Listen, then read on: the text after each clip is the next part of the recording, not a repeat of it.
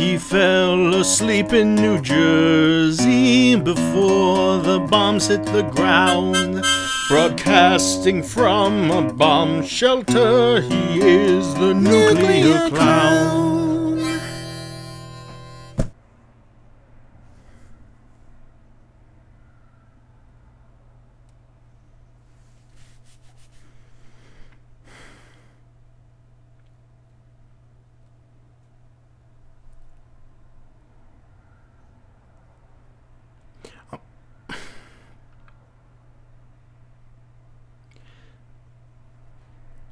I'm pretty sure I'm bald.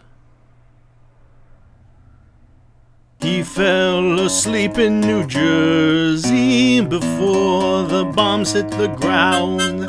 Broadcasting from a bomb shelter, he is the nuclear clown.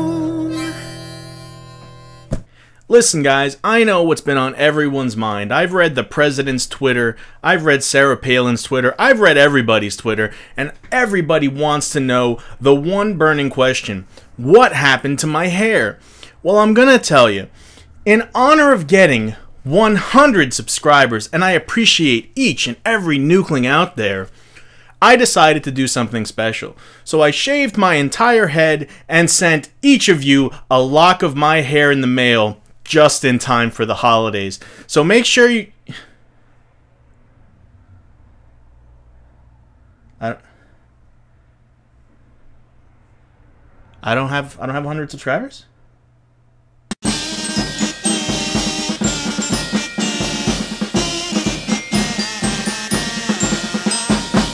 In all seriousness, though, if you want the full story, because I can't divulge it all here, because look at all these people who are around.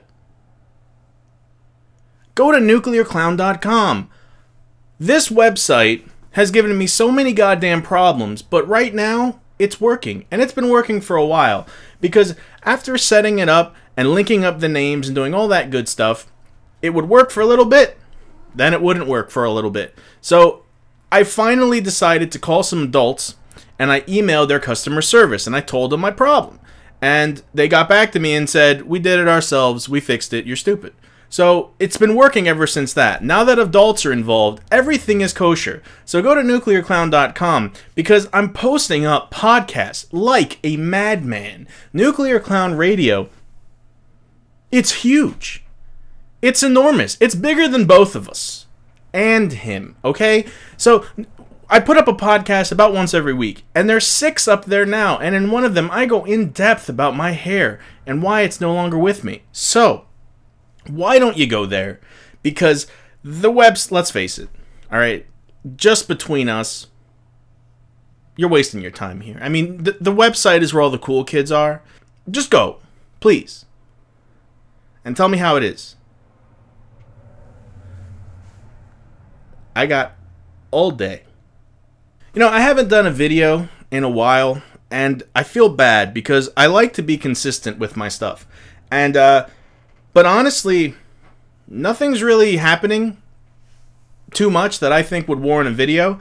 And I talk about a lot of stuff on my podcast that I don't think would really be good for videos because it would probably take too long for me to talk about here, and it wouldn't really be good material.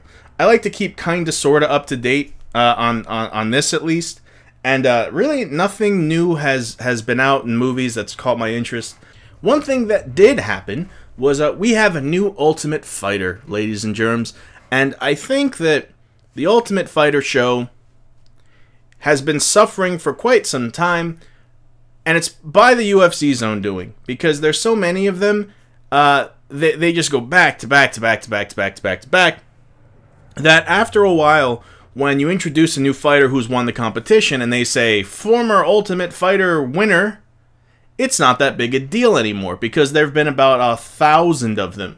So I think that the title, you know, Ultimate Fighter season winner, it doesn't really mean so much anymore solely because they have so many seasons. So the ultimate finale was on Spike TV, and it started off with Nam Fan getting completely and totally robbed because he definitely won his fight. No way around it. it went to the judges, and they gave it to the other person whose name I can't remember at the moment. And the crowd went crazy, screaming bullshit, and it was just it was ridiculously obvious that Nam Phan had won the fight. But I kind of like that. It kind of adds this chaotic element, this surprise in UFC where, like, if it goes to the judges, they just flip a coin. And whoever wins the coin toss wins the fight. Because a lot of these decisions are complete and total rubbish. And I'm not saying I'm some big MMA historian who knows all the shit, but when you watch it, sometimes it's so comical how bad the calls are. And it really, I think it makes things exciting for me. Because all in all, the Ultimate finale, I didn't think it was terribly exciting. You know, a lot of decisions, a lot of fights that, I don't know, weren't really all that memorable. But that was memorable, and it cracks me up. Because it's all, I think that's what they should do. Just get rid of judges altogether. And if you manage to not put away your opponent in the rounds given to you, they should just flip a coin. This way, it makes UFC fun and exciting, even if the fight isn't. You see what I'm doing here? So that was the Ultimate finale, which the guy Jonathan Brookins won, and Jonathan Brookins to me looks like whenever Eddie Murphy's in a movie and he tries to play a white person and they put him in all the makeup and stuff. He kind of looks like that. Really, really nice guy, though. But the fight, him against, who was it? Michael Johnson, I think was his name. The first round, Johnson just destroyed him and was punching him so comically. Like, the impacts were so comedic because Brookins' whole body would just, like, the impact would just knock him back like it was a Bugs Bunny cartoon or something. And, the first round, he just got dominated, and then the last two rounds, he just took Johnson down, and you know, it was. I thought it was a really interesting comeback. It would have been nice if it ended in a TKO or something, but it went to a decision again, and Brookins got the decision. He's a nice guy. Give him a chance, guys. Give him a chance. But yeah, the Ultimate finale. I don't know. It's another Ultimate Fighter winner, and the seasons just come with such frequency. I think they need to hold off for a while with the Ultimate Fighter. But then again, that's just me. The one movie I am looking forward to seeing that's coming out in a couple of days is the new Tron. When I see the commercials, I get a little excited, and I get a little filled with dread because I'm not exactly sure if they're going to do this right or not, or if they're gonna pluck another petal from my childhood and jizz all over it. So I guess we'll have to wait and see. But the girl in it, Olivia, who is the actress Olivia Wilde, who I think looks so perfect and beautiful and rambunctious and fresh and adjective. I think that she is gorgeous in her little blue costume and her spunky short hair. But I looked her up on Wikipedia because I like to stalk girls. A lot. And I saw her with long hair, and it just doesn't do anything for me. I'm sorry. I think she looks like a completely different girl with short hair, much better with short hair, but that's not the only thing I discovered on Wikipedia. Olivia Wilde with an E, her real name, her real last name is Cockburn. Listen, man, don't take my word for it. Check it out yourself. So she went from Cockburn to Wilde with an E, which makes me laugh because immediately I think, Doc, you gotta help me. I've got Wild Cockburn. But nonetheless, she's a phenomenally pretty girl in Tron, and I'm gonna try not to hold it against her that she won't retain the beautiful shortness she had with her hair. But yeah, so I will definitely be reviewing Tron Legacy. That's something I'm looking forward to, and I apologize for taking a few weeks off. Really, there's just been nothing too crazy that I thought really warranted a video. And even this is kind of a mishmash of different stuff. So with hopefully new movies coming out, and I'll be here, and we'll be here together, sans the hair.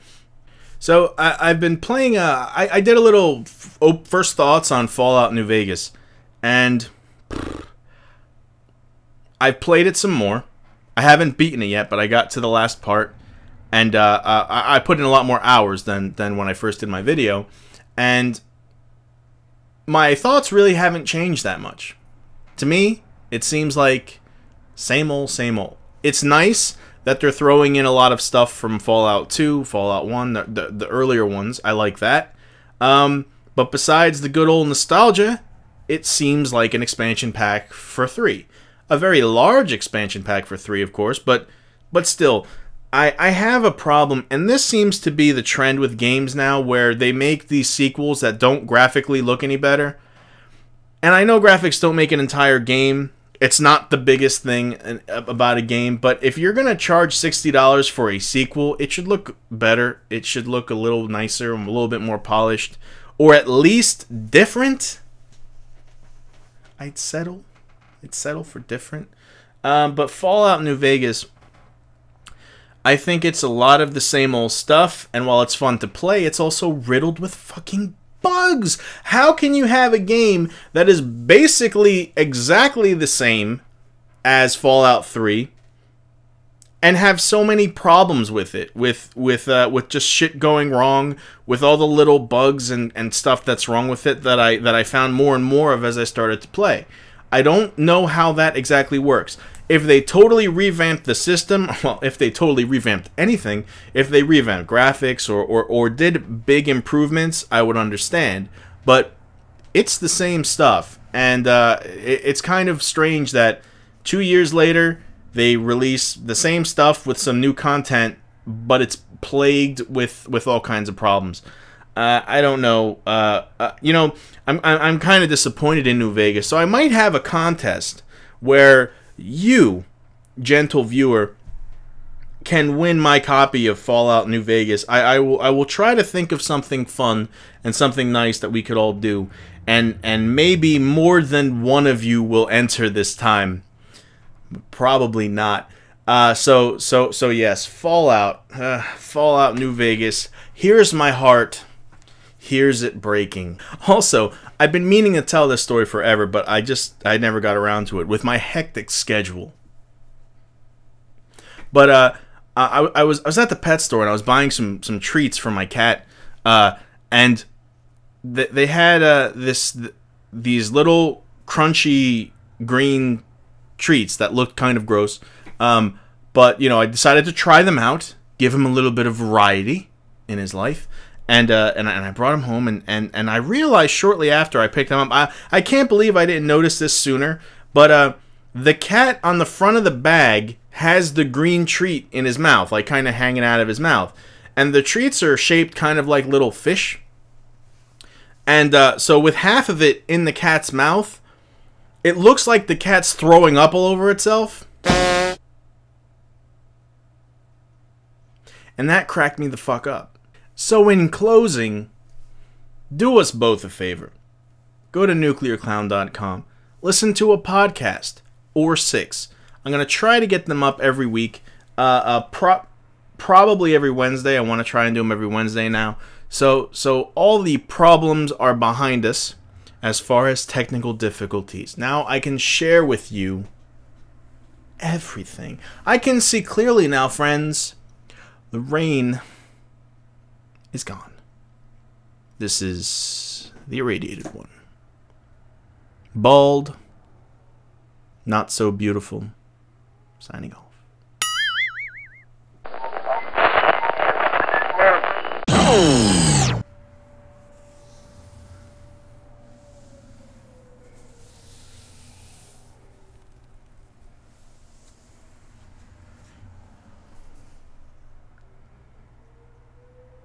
Are you an assassin?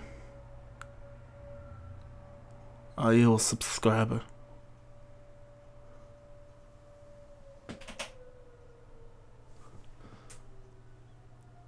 You're neither. You're an errand boy. thumped by grocery clerks to collect the bill.